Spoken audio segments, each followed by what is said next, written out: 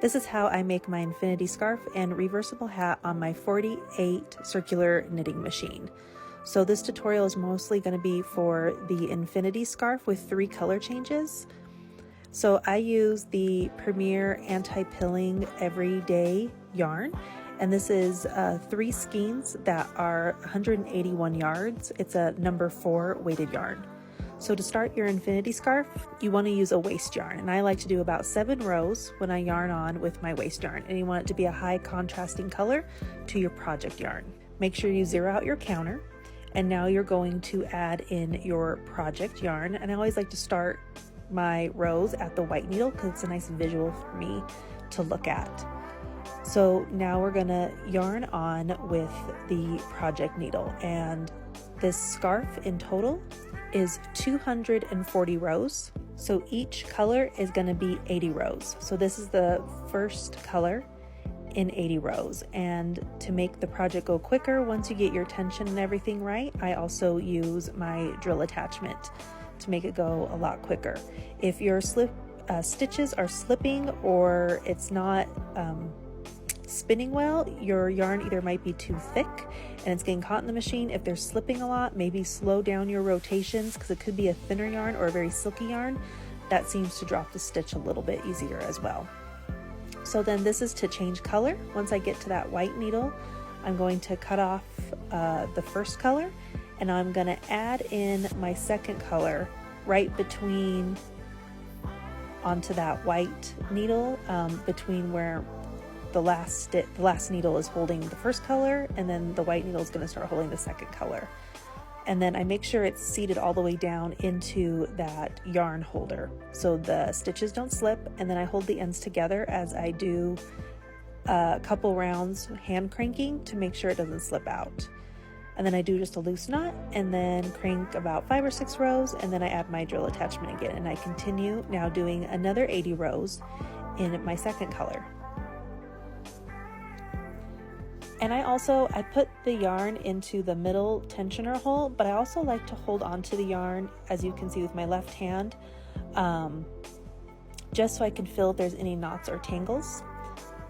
And this is a very long project, so once it starts twisting, I actually roll it up into a little ball so it doesn't twist and pull too hard on the needles. So you'll see me do that a couple times throughout the project. So now we're going to do our third color change, and I'm adding in my third color. And we're going to do the last 80 rows of the third color. So in total, you're doing 240 rows. And you can do as many rows as you would like for your scarf. This one, I like to call it like my long infinity scarf, because then you're able to wrap it around twice when you're wearing it, or you can just have it wrapped around once, depending on the look you're going for. So now we're just finishing up the last of our 80 rows, so then we'll have a total of 240 rows for the entire project. Once that's done, I again end at the white needle, and now we're going to add in our ending waste yarn, and I do about 7 rows of the waste yarn in a high contrasting color. And then you don't need to yarn off, you just remove the yarn and turn it once around so it falls off of the machine. On the inside of your project where the colors came together, I tie it in a few knots to secure them in place. And now we're going to adjust the project so the 2 ends of the tube are lining up. I like to line up the ends of both the waste yarn and the working yarn of the project yarn together at the bottom, so your scarf isn't twisted once you sew them together.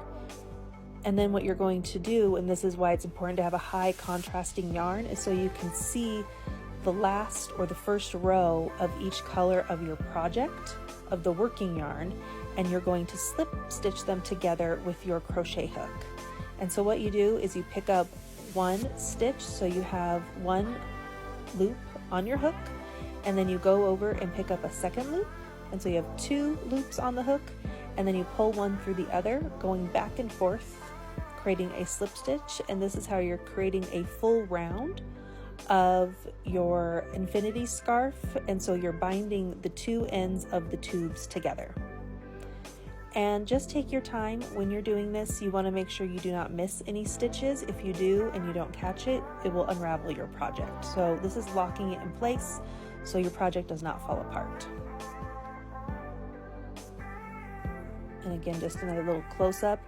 And as you're slip stitching this tube together, it's going to start to twist, so you'll see I'll kind of untwist the scarf, so it's just easier to work with as we're working all the way around until we get back to our ends of our project yarn.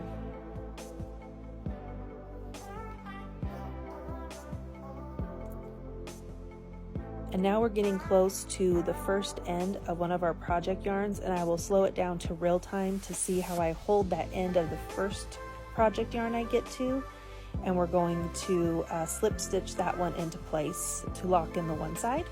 So I just kind of hold it with my left hand, and my right hand has the hook, and I slip stitch it into place, and I kind of hold it. It's a little fiddly, this part, so just kind of take your time to make sure it's there. And then I go into the other side because I have the gray yarn on there now, and now I'm going to go into the other side, getting the white yarn, and slip stitch it into place. And then go back and forth, and you want to make sure you don't miss any stitches in this part of the project. And then once we got all the stitches, I go to my white end of my working yarn, and we're going to slip stitch this through and then pull it all the way through, and it locks it into place.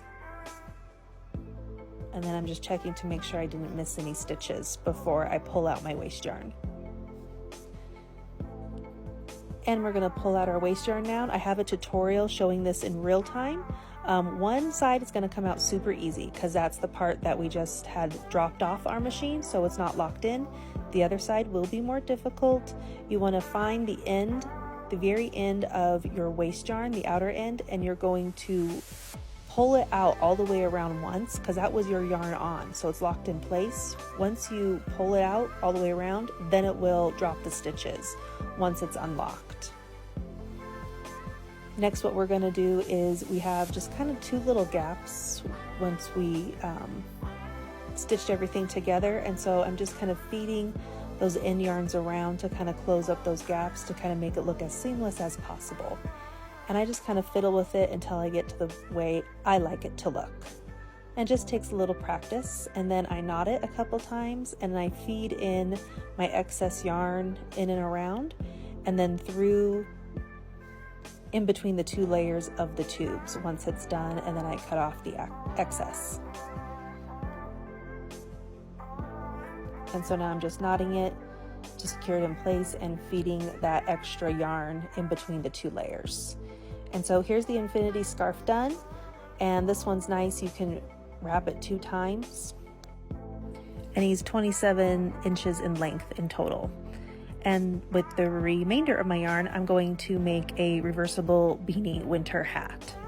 I have a full tutorial on how to make this exact hat on my page already, and it's just slowing down and goes more step by step through the process, but it's 120 rows, and so you'll be 40 rows of each color to make your hat. Now, something I actually prefer to do is to make the hat first, because that's 120 rows no matter what for like a one size fits all adult hat. You can do 130 to 140 rows if you need an extra large hat. But if you make your hat first, then all you need to do is you don't really have to count your rows for your scarf. You can just make your scarf until you run out of yarn. So if I would have done it flipped the other way, made the hat first, instead of doing 240 rows for my scarf, since I had a little extra, it probably would have been more in the 290 range in total, and so the scarf just would have been longer. So that's just your preference on what you want to do and how long you want to make your scarf, but I feel like scarves have that tolerance where you can make them shorter and longer and it still looks good, but hats kind of have to be what it needs to be so it fits the circumference of whoever head that you're making the gift for, that it fits them properly. So I really hope that you enjoyed the tutorial on how to make the infinity scarf and the hat, and please like and subscribe to my page. Thank you.